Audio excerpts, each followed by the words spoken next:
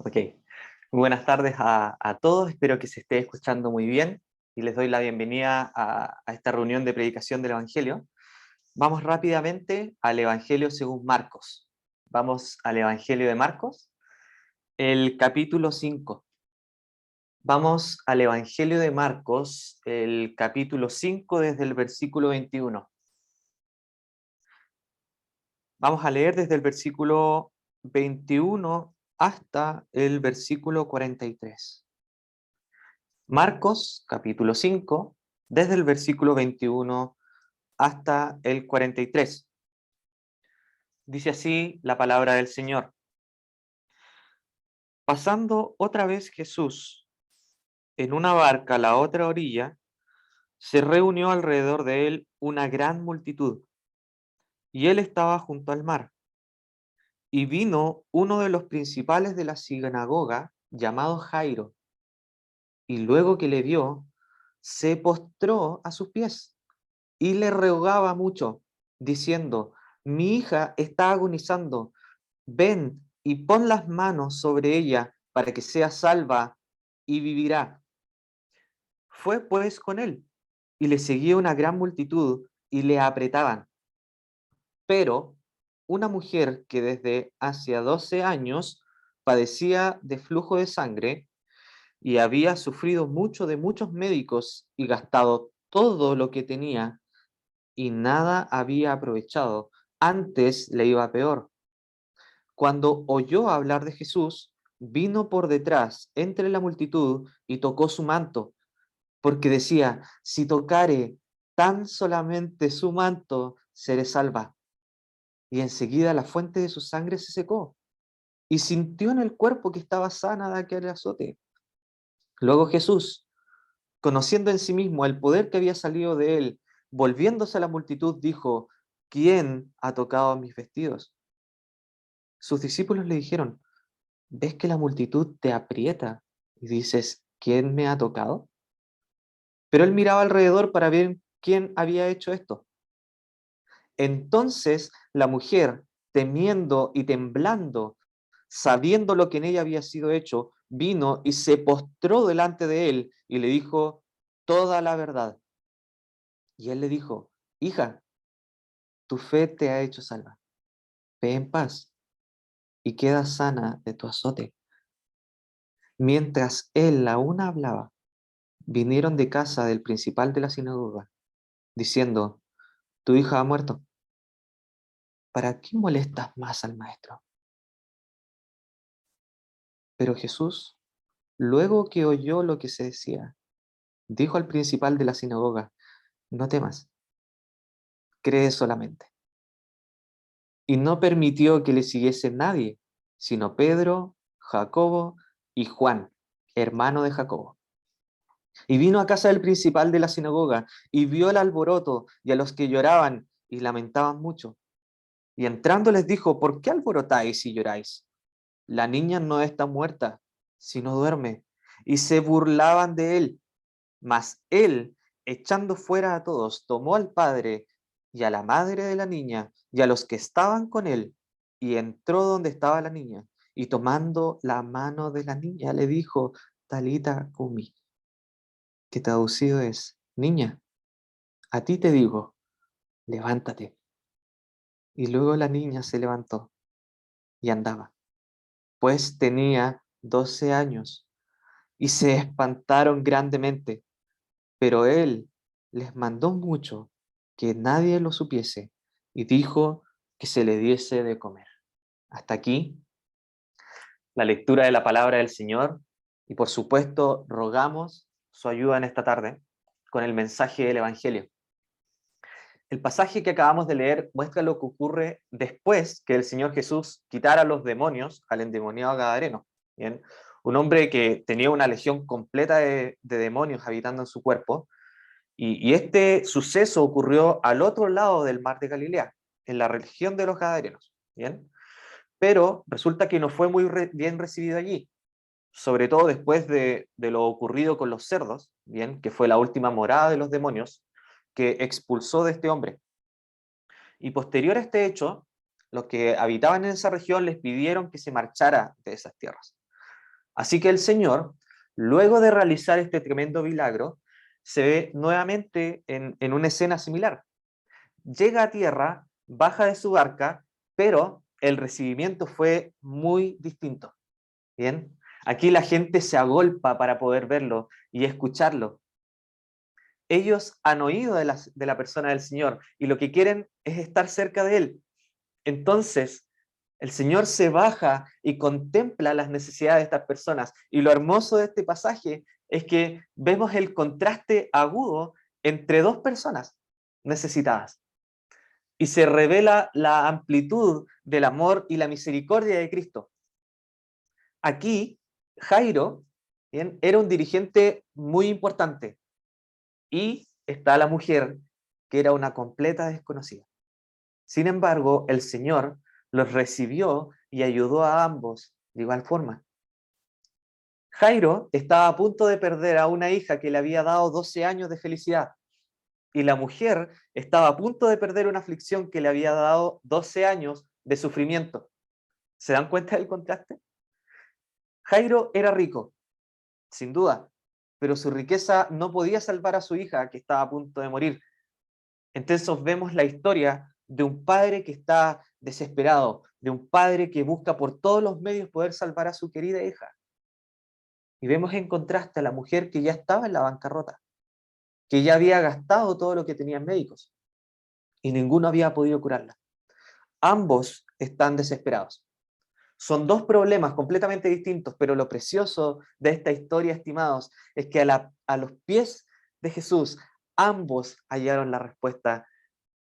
Ambos encontraron cómo satisfacer sus necesidades y encontraron en Él el descanso y la paz que necesitaban en los peores momentos de su vida. Muchas veces también nosotros estamos en momentos muy difíciles en nuestra vida, y ya sea por circunstancias de salud o preocupaciones familiares o laborales y tantas otras que hacen que nuestro mundo se vuelva mucho más oscuro. Y acudimos a lo que tenemos más cercano o lo que vemos que nos puede dar solución a cada uno de nuestros problemas.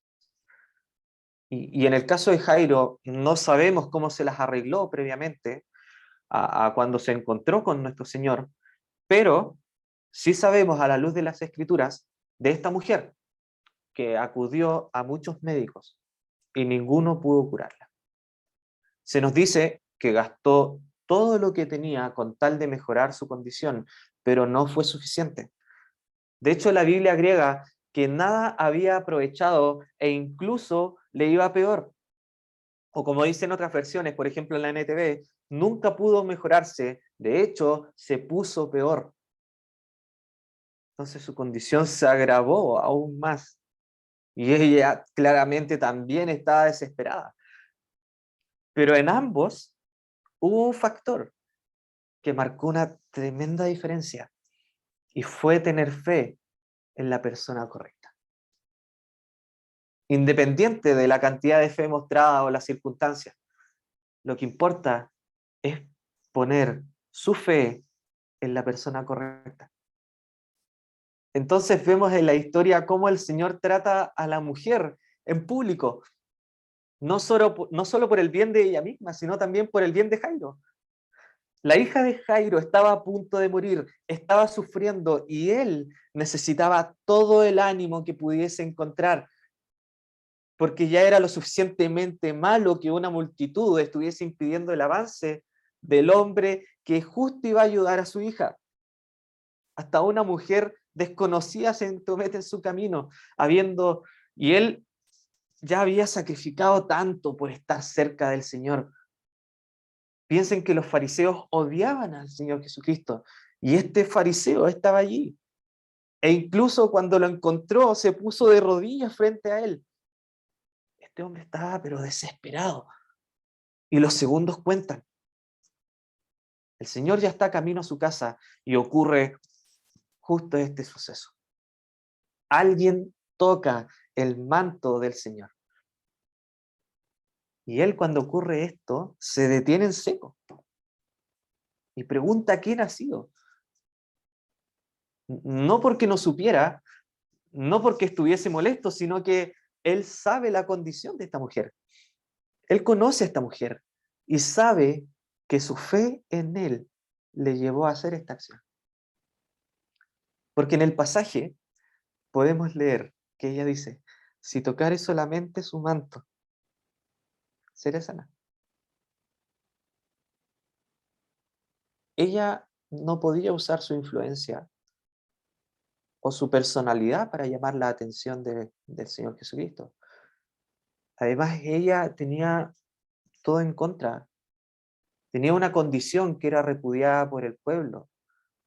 Tenía una condición social que le impedía hablar con los hombres en público, sobre todo con los maestros. Y también está su pobreza. Recordemos que esto ocurrió hace 2000 años atrás, en una cultura muy distinta a la nuestra. Entonces ella tenía todo en contra, pero aún así ella fue valiente y se atrevió y tocó el manto del Salvador. Y aquí vemos el amor que el Señor tiene por los que tienen, el amor que el Señor tiene por aquellos que tienen fe en Él. Vemos compasión hacia esta mujer, que lo había perdido todo, pero que en un segundo lo ganó todo. En un segundo su enfermedad fue curada y por su fe fue salvada. Así como el Señor lo confirmó diciendo, hija, tu fe te ha hecho salva, ve en paz. Así todos ven la nueva condición de esta mujer. Todos aquellos que rodeaban esta escena, ya todos saben que ella es sana y que fue salva. Está claro que no todos tienen el mismo grado de fe, pero vemos aquí que el Señor responde a esta fe sin importar cuán débil sea. Cuando creemos, Cristo nos salva con su poder y algo ocurre en nuestra vida. Nuestros pecados son perdonados porque somos salvos por su gracia.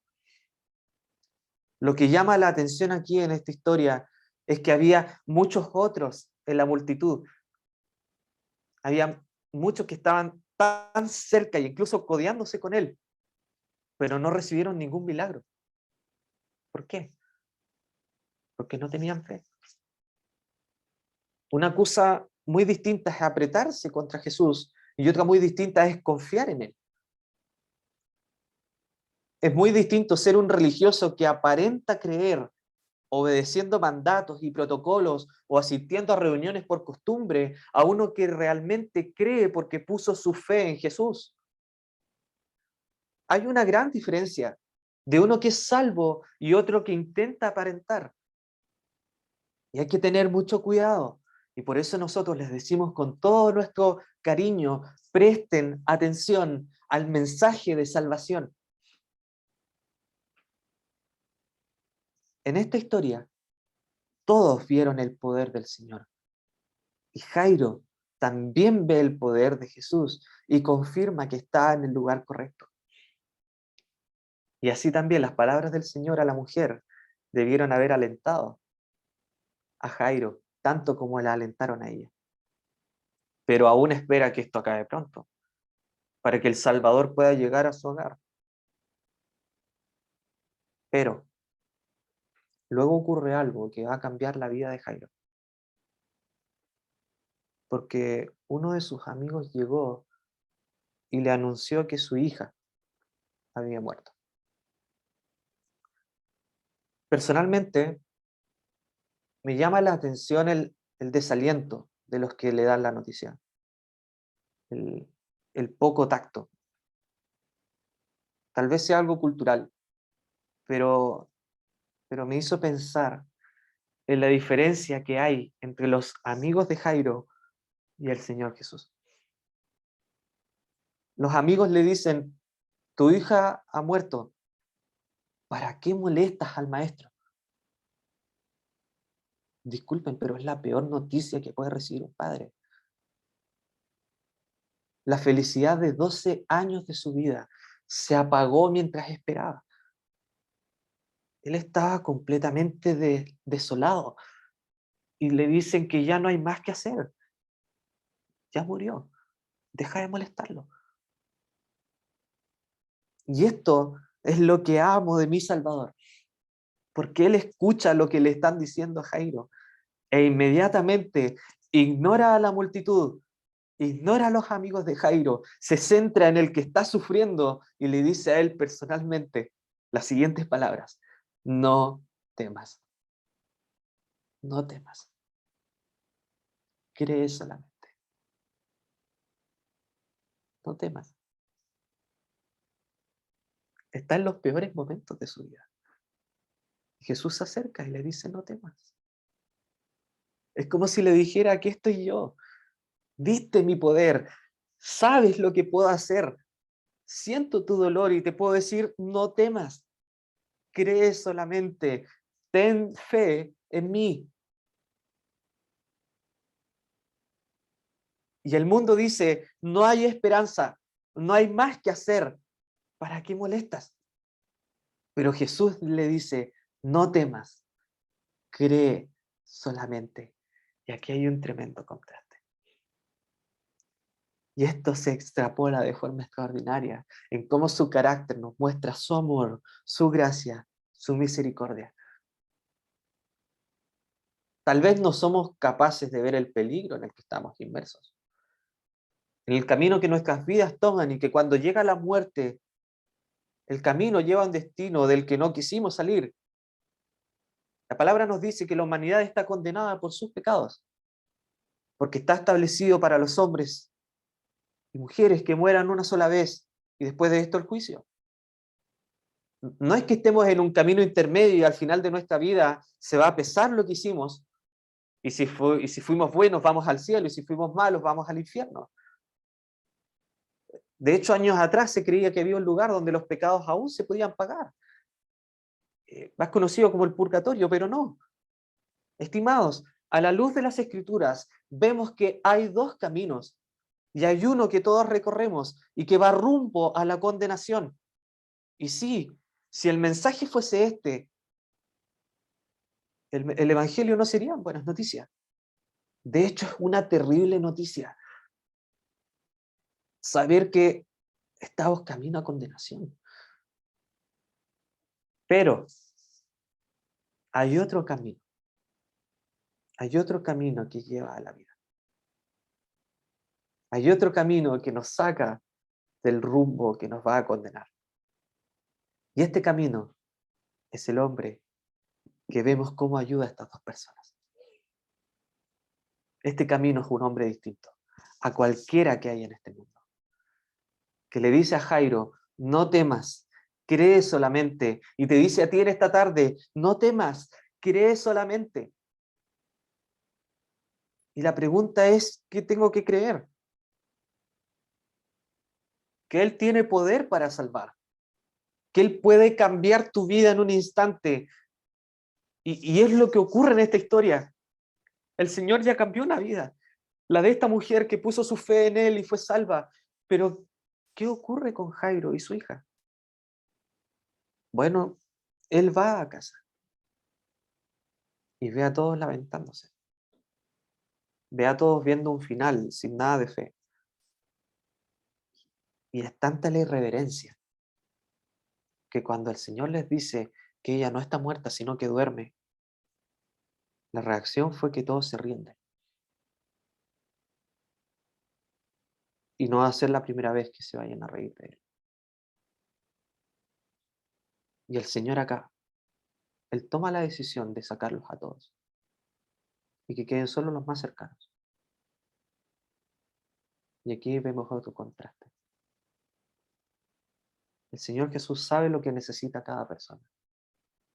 Tenemos el caso de esta mujer, que fue sana en público, y ella necesitaba que todos supieran que su condición había cambiado, que todos vieran que ya era sana y ya era salva. Pero Jairo no. Él necesitaba intimidad, respeto. No estaba bien, tenía dolor. Su hija estaba muerta y el Señor claramente se lo concede. Saca a todos de la casa y entran unos pocos. Y allí dentro, de una forma preciosa, tierna y respetuosa, el Señor Jesús toma la mano de esta niña y le dice, Talita cumi, niña, a ti te digo, levántate. Y ella se despierta. Y es un milagro precioso. Realmente conmovedor, conmovedor, es diferente, con grandes contrastes y que sabe lo que necesita cada persona. Así que, sabiendo esto, viendo un poco de la forma de ser del que te quiere salvar, podemos ya comenzar a responder la pregunta que nos quedó pendiente. ¿Qué tengo que creer? Creer que lo que dice es verdad.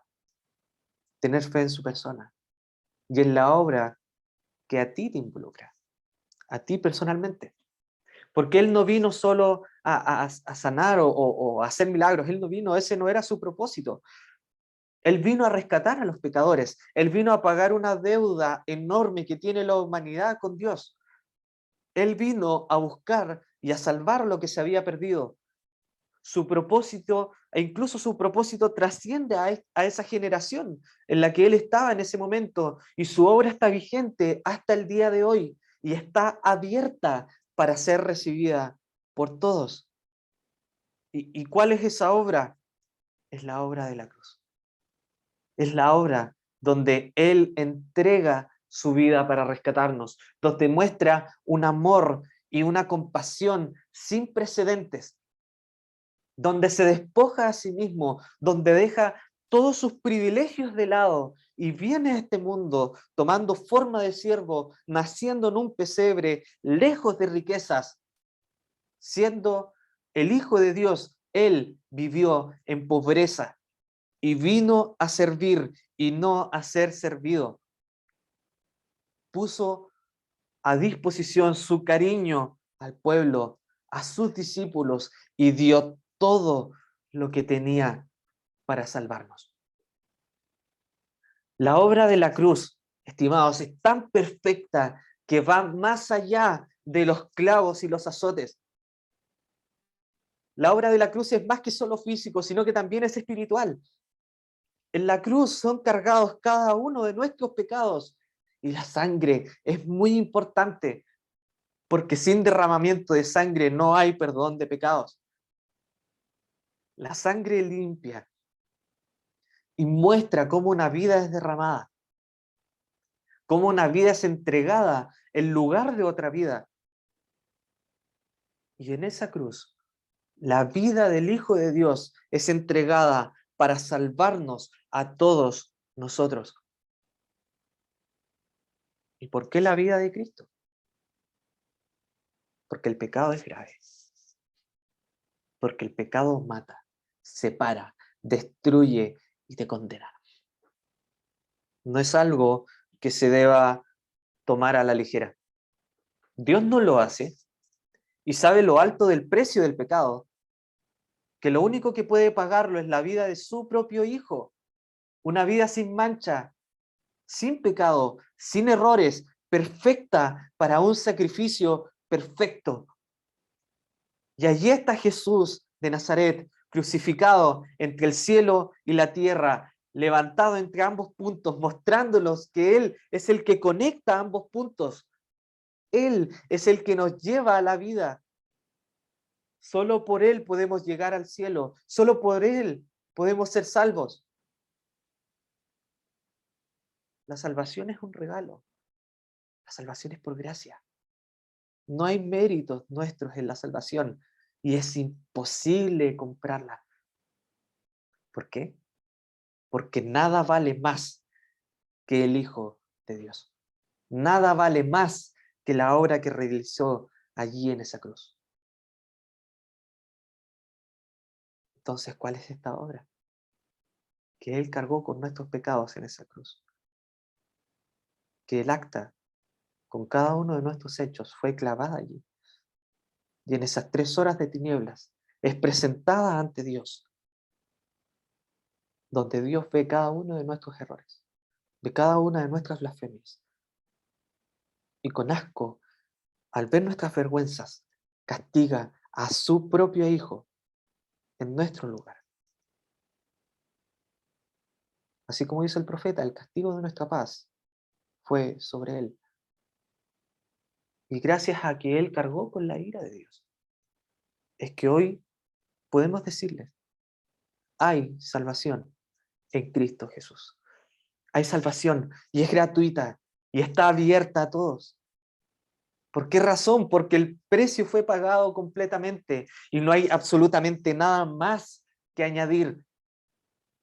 Y él mismo lo confirmó en la cruz, cuando luego de estar 3 horas de tinieblas, luego de cargar con esa ira que nosotros merecíamos, él confirma a viva voz, proclamando la victoria de la cruz, diciendo, consumado es, hecho está, ahora y para siempre, y entrega su vida. Él la entrega, él sufre la muerte y es llevado a un sepulcro nuevo y es puesto allí por 3 días. Sí, estimados, él murió para salvarnos. Él lo dio todo para que fuésemos rescatados.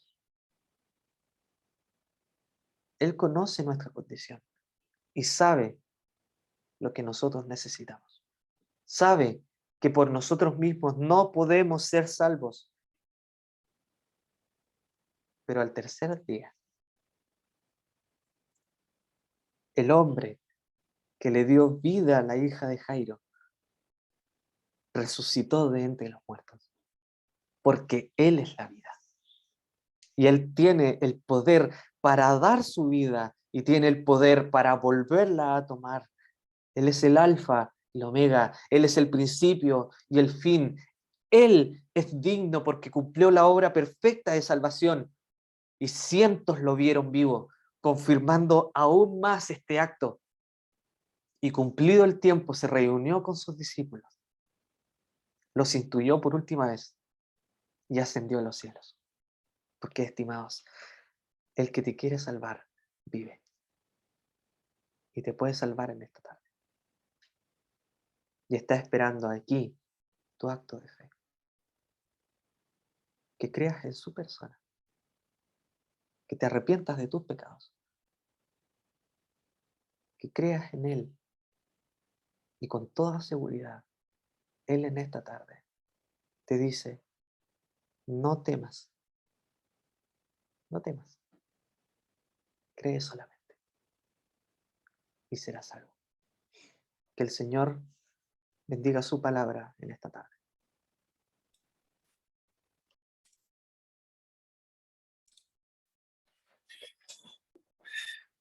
Muy bien, damos las gracias a nuestro hermano Alexander, quien nos ha dado esta primera parte del Evangelio, la buena noticia, que Dios perdona y Dios salva al pecador, y es en la persona de su Hijo. Es la única forma, el único método que Dios ha establecido, su Hijo, la obra de la cruz, y que está ahí, está siendo anunciada nuevamente en el día de hoy. En muchas partes, aquí también.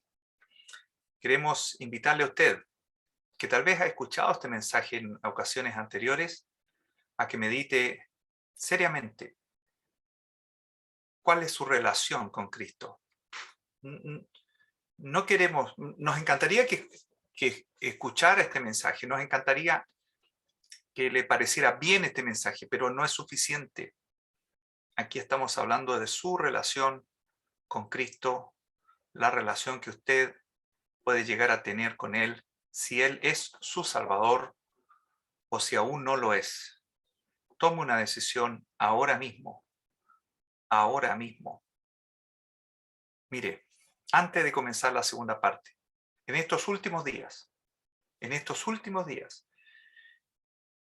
partió a la presencia del Señor un hermano de la congregación, un antiguo anciano de la congregación de 85 años.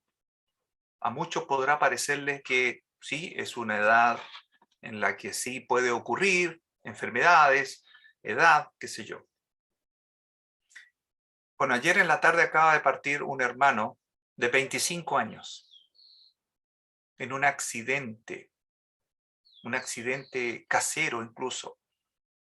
No hay edad, para partir a la eternidad. No existe edad. Dios determina cuándo es su partida, cuándo es mi partida. Por lo tanto, es bueno que estemos a cuenta con Dios. Y en eso estamos, buscando que cada uno de nosotros comprenda que es bueno estar a cuentas con Él. Vamos a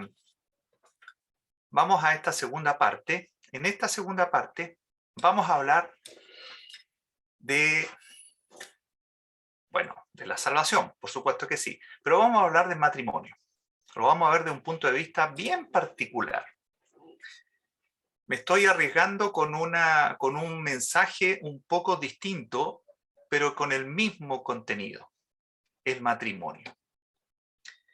¿Qué podemos decir del matrimonio? En numerosas ocasiones en la Escritura se habla que el matrimonio terrenal que nosotros tenemos es una figura de Cristo y la Iglesia. Eso hay variados pasajes donde se explica que es una gran verdad, ¿ya? Pero eso es una figura, por cuanto el día en que estemos, la Iglesia, los creyentes en Cristo, estemos con el Señor, no estableceremos un matrimonio ni siquiera parecido al matrimonio que hoy día tenemos acá en la tierra. No, para nada. Pero hay una figura muy preciosa y que es bueno que la conozcamos. En el matrimonio terrenal se llega a decir que los dos ya no son dos, sino que son una sola carne. En el cielo ya no habrá matrimonio, por lo menos no el que nosotros conocemos. Pero ¿saben qué? La Escritura habla que los creyentes seremos la esposa del Cristo. Incluso se habla de las bodas del Cordero con su esposa en el cielo. Y que ese momento será nuestra unión definitiva. Es como si ahora estuviéramos, la iglesia estuviera desposada con Cristo, pero no hay una unión definitiva, que es lo que tendremos cuando vayamos a Él y tengamos esta ceremonia que no sabemos muchos antecedentes, que es las bodas del Cordero. Les quiero pedir que revisemos el tema, pues Dios ha pensado las cosas, pero tremendamente bien. Dios no hace las cosas al azar. ¿Sabe qué?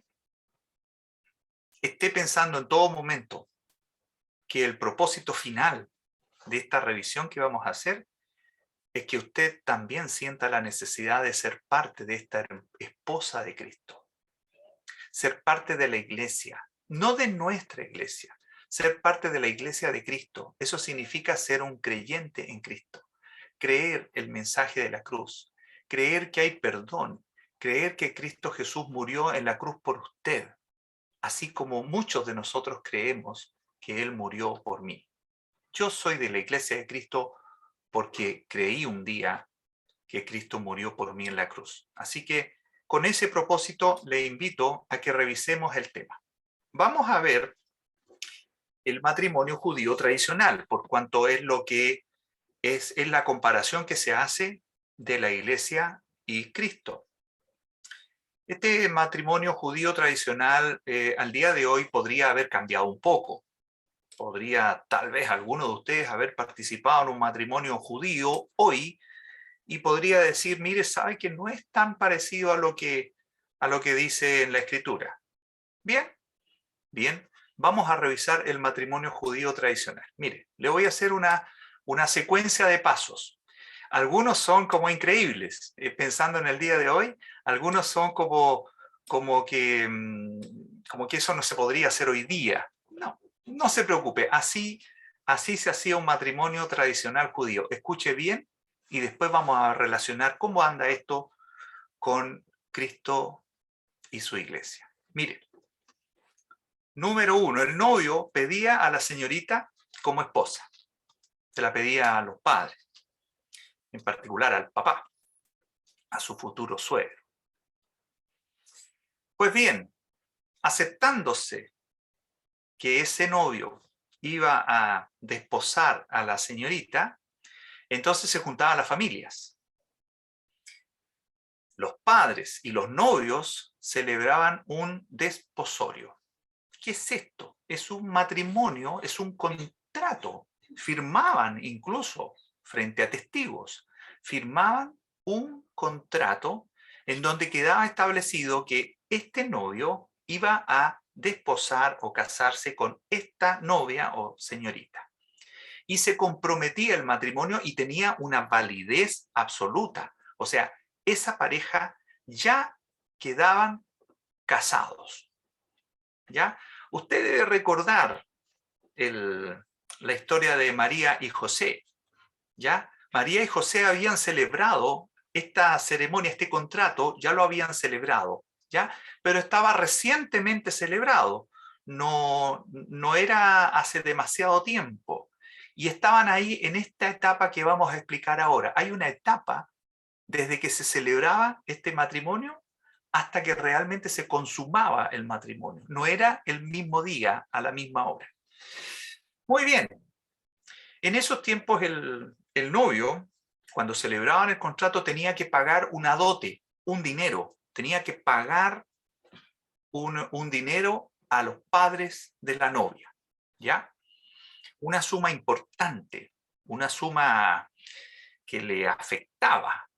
Había un pago de por medio. ¿Ya? Razones hay muchas, yo no le pido que usted las entienda, yo algunas las entiendo, otras no, pero esa era la costumbre, había un pago. Luego el acuerdo quedaba sellado, absolutamente sellado, pero los novios no iniciaban una vida juntos. ¿Qué es lo que recordamos cuando escuchamos a María y José que estaban casados, pero que no vivían juntos? No vivían juntos. Y de hecho en ese momento es que María queda embarazada. ¿Se acuerda usted? Muy bien. Entonces, celebran el contrato, el novio paga una dote, un dinero, quedaba sellado el acuerdo, firmado, matrimonio listo, pero no consumado y no había vida juntos. ¿Sabe que el novio, a partir de ese momento, su principal preocupación era preparar, construir y alhajar una casa donde viviera el matrimonio en el futuro? La novia, por su parte, se encargaría de hacer todos los cambios que ella tuviese que hacer, las adecuaciones de haber pasado de niña a adolescente, ahora ya a mujer, todos los cambios que tuviera que hacer para agradar al novio. Esa era la costumbre. Ella tenía que prepararse. Yo desconozco por qué el novio no tenía que prepararse. No me pregunte esa parte. Ya se supone, parece que el novio estaba más preparado que ella. Desconozco, así era la costumbre. El padre del novio, escuche bien, el padre del novio, de vez en cuando enviaba regalos a la novia. Vestidos, joyas, de vez en cuando. Y estaba preocupado el padre de su futura nuera, o de su nuera ya, porque estaba celebrado el matrimonio. Cuando pasaba aproximadamente un año, entonces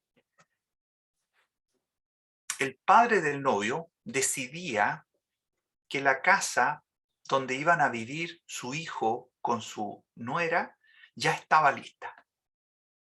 Decidía eso y animaba al novio a ir a buscar a su prometida. El novio iba a la casa de la novia y, escuche bien, prácticamente la raptaba. Prácticamente la raptaba y la llevaba a su nueva casa. Normalmente el novio cargaba a la novia en sus brazos. La cargaba y se la llevaba.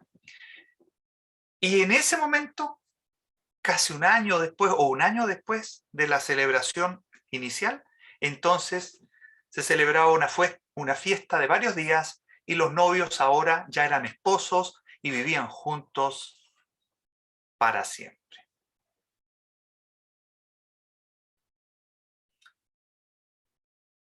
¿Qué tiene que ver esto con la vida cristiana?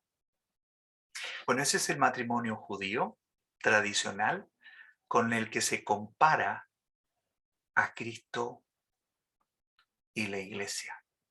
Ese es el matrimonio tradicional. Le voy a compartir unos textos para que me acompañen en la lectura. Muy bien.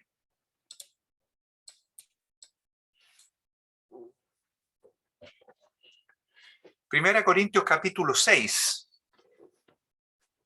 A la luz de lo que acabamos de describir, este matrimonio judío, vamos a hacer un análisis ahora. Y después vamos a ver si cada uno de nosotros forma parte de la iglesia, la novia, esta novia. Primera Corintios capítulo 6. Está diciendo el apóstol y menciona, he recortado solamente, usted puede leer el pasaje completo, versículo 19. ¿O ignoráis que vuestro cuerpo es templo del Espíritu Santo? Le está hablando a los creyentes, recordándoles que Dios mismo ha venido a vivir en el creyente, el cual está en vosotros, el cual tenéis en Dios, y que no sois vuestros.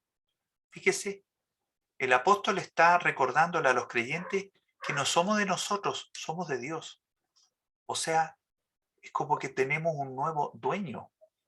¿Lo está relacionando? Vamos ahí. Porque habéis sido comprados por precio. Glorificad pues a Dios en vuestro cuerpo y en vuestro espíritu, los cuales son de Dios. Quiero comentarle que Cristo Jesús en la cruz pagó un precio. Pagó un precio por usted, por mí. Nos compró. Y el precio que pagó fue su vida. Él no pagó en dinero, como a un novio terrenal. Él pagó con su vida. En la cruz Él cargó nuestro pecado sobre Él. Él pagó el precio que exigía la justicia divina. El precio por el pecado, el pago que hay que hacer por el pecado es la muerte. Y Él entrega su vida y paga el precio. Es algo sorprendente. Y la similitud con este novio que quiere a su novia, que paga una dote, acá hay un Salvador, hay un Mesías que entrega su vida. Si usted cree en Cristo como su Salvador, entonces Él viene a ser su Redentor. Es como si estuviera firmando un contrato con Él, en donde hay un pago de por medio. La palabra redención implica un pago para conseguir algo. Cristo Jesús en la cruz pagó por mí. Y si usted cree en Él, si usted cree que ese sacrificio de la cruz lo hizo por usted también, entonces Cristo Jesús le va a decir, yo pagué por ti. Y estamos comprometidos. Esa es la similitud.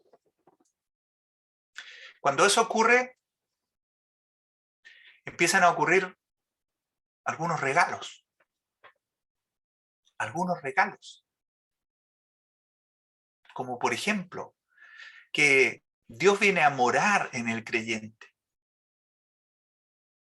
Dios envía al Espíritu Santo a morar en el creyente. Estamos hablando del Padre, el Padre de familia, que de vez en cuando envía obsequios, regalos, vestidos, dones, frutos, capacidades. ¿Para qué? Para que usted, ahora creyente, yo creyente, agrademos al Señor y empecemos a vivir una vida acorde a lo que nuestro esposo pretende y quiere. Ve que la vida cristiana está simbolizada efectivamente en el matrimonio, está simbolizada. Cuando usted cree en Cristo, usted puede creer ahora, puede creer en este momento. Cuando usted cree en Cristo, usted nace de nuevo. El nacimiento es una vida nueva. Cuando esa novia, ahora esposa, se prepara durante un tiempo hasta ya estar unida en definitiva a su Señor, ella se prepara para agradar a su Señor. Es lo que le pasa a todo el pueblo creyente, a todo el pueblo cristiano. Estamos acá esperando al Señor que venga a buscarnos y mientras queremos agradarle a Él. Y el Padre nos envía algunos regalos, obsequios para agradar a nuestro Señor. El Espíritu Santo, algunos dones, como le digo, capacidades. ¿Y el novio? ¿Qué hace el novio? Mire lo que nos dijo el Señor. En Juan 14, no se turbe vuestro corazón. ¿Creéis en Dios? Creed también en mí. Eso podríamos leerlo, no se turbe vuestro corazón. Debido a que tú crees en Dios, entonces también crees en mí. En la casa de mi Padre, escuche bien, muchas moradas hay. Si así no fuera, yo os lo hubiera dicho. Voy pues a preparar lugar para vosotros. Y si me fuere y os prepararé el lugar, vendré otra vez y os tomaré a mí mismo para que donde yo estoy, vosotros también estéis. Fíjese en qué está nuestro Salvador, nuestro Redentor, nuestro Dios, Jesús, el Cristo. ¿En qué está hoy? Después de que firmó el contrato y pagó la dote en la cruz, con su vida pagó. ¿Saben en qué está Él? Él está preparando un lugar para nosotros, para su esposa, para los creyentes. Está preparando un lugar para nosotros. Y dice que vendrá otra vez a buscarnos. Cuando pase ese año, que para nosotros no va a ser un año, van a ser 5, 10, 50, 4, un día, media hora, no sé. No sabemos cuándo viene el Señor a buscarnos y nos va a llevar para que estemos donde Él está. Fíjese que por mientras, dice ahí en el versículo 15, si me amáis, guardad mis mandamientos. ¿Ve? Prepárese usted, esposa. Ya que me ama usted, prepárese guardando mis mandamientos, amoldando su vida a la que yo he definido en las Escrituras, los mandamientos. Pero no es para estar casados con Cristo, ya estamos casados con Cristo. Pero queremos parecernos cada día más a Él y queremos darle lo que Él quiere de nosotros. Yo rogaré al Padre, dice el Señor en el 16, y os dará otro consolador para que esté con vosotros para siempre, el Espíritu de verdad, el cual el mundo no puede recibir porque no le ve ni le conoce. Pero vosotros le conocéis, porque mora con vosotros y estará con vosotros. ¿Usted conoce al Espíritu Santo? ¿Lo conoce? ¿Mora en usted? Entonces usted es de la iglesia de Cristo, usted es de la esposa y usted la van a venir a buscar, nos van a venir a buscar y nos llevarán a la morada definitiva, la que está preparando el Señor. Y el Padre es el que da estas cosas. El Padre envió el Espíritu Santo. El Padre ¿ve que el Padre del novio hace eso? Envía dones, regalos, para que podamos parecernos más a la esposa que quiere nuestro Señor. Qué preciosa la figura, qué preciosa la figura. Mire lo que dice Apocalipsis 19. Gocémonos y alegrémonos y démosle gloria, porque han llegado las bodas del Cordero, y su esposa se ha preparado. Y a ella se le ha concedido que se vista de lino fino, limpio y resplandeciente, porque el lino fino, escuche bien, es las acciones justas de los santos. Todo aquello que usted y yo podamos hacer para el Señor, siendo ya creyentes, siendo ya de la iglesia de Cristo, pero aprovechando los dones y los frutos del Espíritu, y que podamos hacer buenas acciones, todas esas van a ser, por decirlo de una manera, nuestra vestimenta. Es el regalo del Padre para prepararnos para estas bodas definitivas. ¿Quiénes son los invitados a las bodas del Cordero? Los creyentes en Cristo. Todos los creyentes en Cristo. ¿Quiénes quedan fuera? Los que, escuchando el Evangelio, lo han rechazado. ¿Sabe que usted rechaza el Evangelio? Hay como varias formas de rechazarlo. Una es abiertamente, diciendo yo no creo eso. Ya lo he escuchado y no lo creo. Se acaba, termina, me muero y se acaba no creo eso. La otra forma es de una manera pasiva, encontrando bueno este mensaje, encontrando lindo la alegoría y la semejanza del matrimonio con la vida del creyente y Cristo, encontrándola bonito, mira qué bonito lo que dijo el caballero, pero no tomando parte en la iglesia de Cristo, sino que simplemente mirando desde lejos, como que es algo que no es para usted. Sabe que nuestro Dios nos dice que todos hemos pecado y que todos necesitamos el perdón y que el perdón lo provee Cristo Jesús en la cruz. No, esto no es para los demás, esto es para mí, esto es para usted. Crea en el Señor Jesucristo. Forme parte de la iglesia. Cristo pagó por su dote, pagó con su vida. Está preparando un lugar. Dios nos provee de bendiciones tras bendiciones para que nosotros también caminemos por el camino que Él quiere. ¿Y sabe qué? El Señor nos va a venir a buscar. Y nos va a venir a buscar tal cual, como lo hacía el novio. Tiempo después, cuando ya el padre de familia decía, sabes que la casa está listo todo, y tu esposa ya está ataviada de la manera correcta.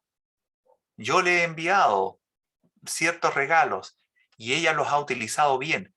Ve a buscarla. Y sabe que el novio iba y la raptaba en la tardecita noche. La raptaba, se la llevaba y hacían la fiesta. Bueno, eso es lo que estamos esperando los creyentes. Estamos esperando que el Señor nos rapte, porque así dice la Escritura. El apóstol Pablo lo reveló a los tesalonicenses, lo reveló a los corintios. Y el Señor también nos dijo que venía, pero el apóstol Pablo lo reveló con más detalle. Incluso en muchos lugares se habla de el rapto o el arrebatamiento, tal como el novio raptaba a su novia y la llevaba a la ceremonia definitiva. El Señor nos raptará un día. Amiga, amigo, intégrese a la iglesia de Cristo. ¿Cómo lo hace usted? ¿Inscribiéndose en una parte? No, creyendo en Cristo como su Salvador. Dios le enviará los regalos suficientes al Espíritu Santo, los dones, los frutos. Le enviará toda la fuerza para su nuevo nacimiento. Y el Señor Jesús, cuando venga y nos rapte, también le llevará a usted. Usted va a querer ser raptado para que Él nos lleve a las bodas del Cordero y así estaremos para siempre con Él, ataviados con lino fino, que son las acciones justas de los santos. nosotros no somos muy capaces de hacer acciones justas. Por lo general, nuestras acciones son de regular justicia, pero Dios nos provee herramientas para que hagamos, aunque sea pequeñas cositas, e ir creciendo. Y ya no ser los de antes, sino que ser nuevas criaturas, ataviados para la poda final con Cristo Jesús. Crea en el Señor Jesucristo. Pase a formar parte de esta iglesia novia de Cristo en esferas diferentes. No es lo que hacemos acá en la tierra. Es para estar con Cristo por toda una eternidad, en una relación que se ha llegado a llamar una relación mística, una relación especial, una relación del Salvador con sus salvados, del Redentor con sus redimidos, de aquel que dio su vida por aquellos que recibieron vida. Crea en el Señor Jesucristo y serás salvo. Vamos a orar para terminar. Padre Celestial, una vez más te damos gracias por darnos esta instancia en que podemos presentar a Cristo, a tu Hijo, nuestro Salvador.